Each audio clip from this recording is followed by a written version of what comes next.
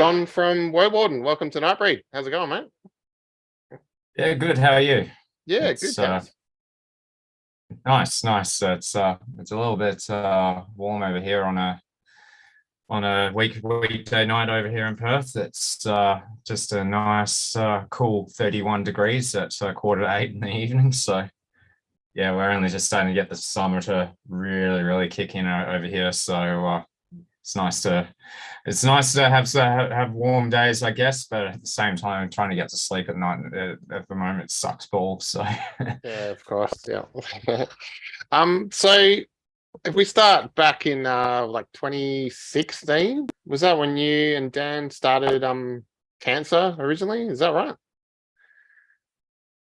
yes, I've told the story a few times, but for those of your listeners that don't know it, long story short, in 2016, like between a few little like things I was doing on YouTube, I have a cover channel called Blasphemous Libel that's it's remained relatively dormant since that. I'll do the odd cover here or there. I really didn't have a lot of musical endeavors. I was working, so to speak, in heavy metal. I was involved for a little while in a UK black metal studio only project called Inquinamentum. Mm. But I was yearning at that point really to kind of get into the live scene. I got a bit of a taste of it, filling in on a few occasions for Chris's Gabauer's project or band called Dead Space. And in 2016, around that time, I kind of knew in Perth, there was a few people that were aware that, I was able to do black metal vocals behind closed doors. And one of the bands that actually asked me to fill in for a show at the time was Avant Sorrow. I'm sure we're all fully aware of. And in that show in 2016 was actually going to be supporting Inquisition on their Australian tour. Mm.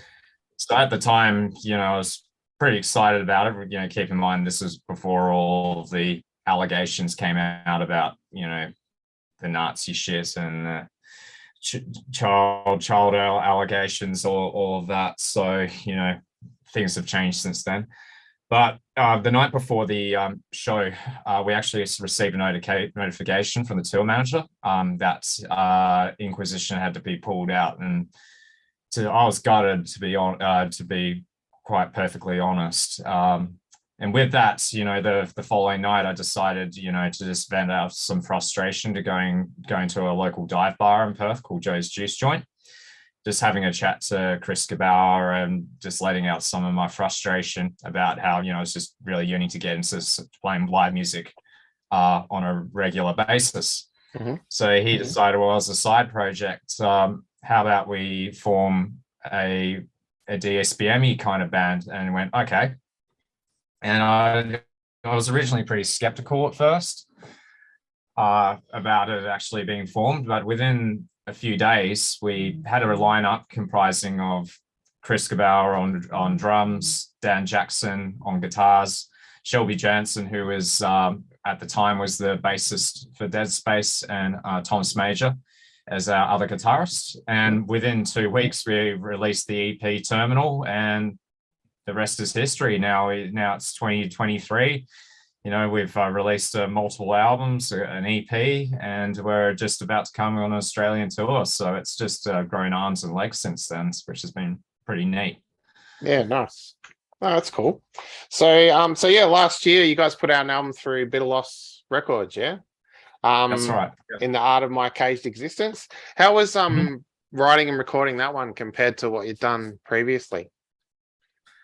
So the obvious change since the last records is the name change, moving from Cancer to Woewarden. The primary reason behind that is because once for a temporary period, Dead Space went on a hiatus. I was no longer in the band at that point, and Chris made the decision to also since then move to Belgium with his now wife. Mm-hmm. So with all that in place and his decision to leave the band, we felt like Dan and I, who really from the start of Terminal up until now was Chris, Chris, myself, and Dan that wrote and composed most of the music, that we felt like the I guess the dynamics of the band had changed quite drastically, and the way in which we go about our writing. And with that, we felt that the name change needed to reflect that. So in this round of this album, since I've worked with Dan on quite a few occasions now, we find that the best way we go about the records is basically him going away and riff farming for hours and hours and on end. And he will come together and always bring a melting pot of great ideas. And I find it's my job as a vocalist, and having been trained as a pianist many, many moons ago through music improvisation, classical techniques and so forth, which I still kind of maintain to this day and age. And my general music snobbery as a whole, just listening to all sorts of music genres, to kind of just basically help him mold those ideas and riffs into song structures that, you know, basically grab a listener's attention, and also allow the albums to have a progression or a structure to it.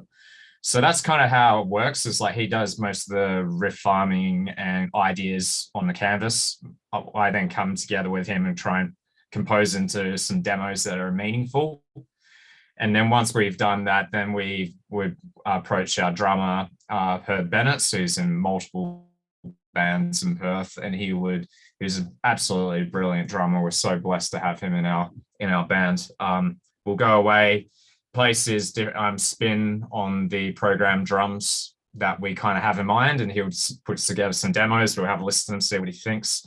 And usually from that, there's very, very minor adjustments we have to make on his interpretation, because we want him to have his own flavor on the band. It's not just be us controlling everything. It's nice that we have members that are willing to put their spin on the way we kind of paint things, and they polish it. And then from there, once we've got the drums laid out, the guitars laid out, then I kind of go away and then focus on layering the vocals on top of that and dammering ideas and so forth.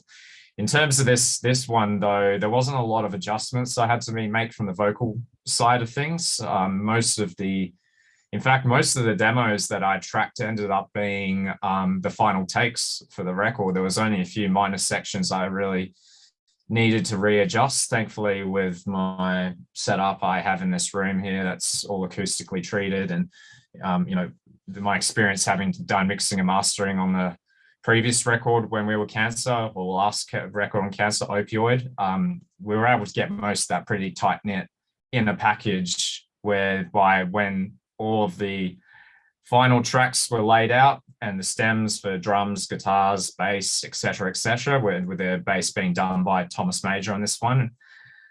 We were then able to package that up nice and organized and neatly to our friend Deha, who's based in Belgium. He's been involved in multiple musical endeavors over the past few years, and is a good friend of ours that we not only met on tour several years back with Dead Space on their last European tour, but also just through me being a massive fan of his in general through his projects, such as his self-titled Deha, Numinous is another one I really enjoy of his, and Slow, his more doomy kind of project you might have heard of. So we felt like he was really the perfect candidate, with me knowing the way he mixes his records, that I kind of wanted us to have that similar sort of sound that he's able to generate, and the atmospheric elements he's able to incorporate into our record. And yeah, through that's essentially the process we went to get to the final product that you listen to today on In the Art of My Cage Existence from an audio standpoint. Cool.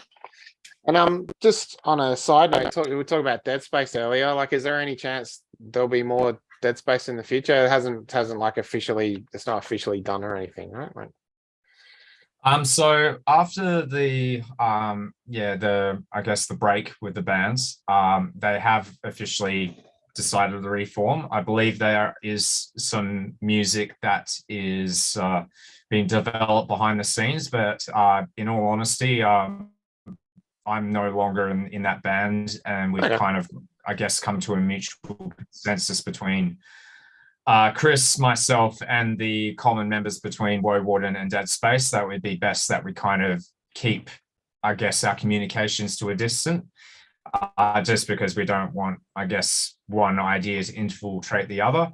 And also because, you know, being on the opposite sides of the world and the way, the way which we are in different stages of our life, with Chris based in Belgium with his wife there, myself here in Perth dealing with other things and being in a white collar job, we kind of felt it was better to keep it on a separate means. But there's definitely no love loss. You know, there's definitely nothing but respect between the two of us and all the common members between our bands. All right, cool. And what about in Quinamentum? Is there any chance you'll, you know, do some more vocals for them?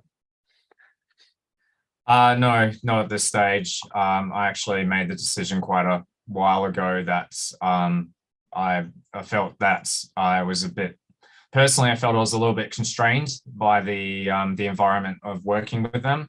As mentioned before, I really wanted to place more of a focus on being a live musician and moving away from studio projects. Mm-hmm.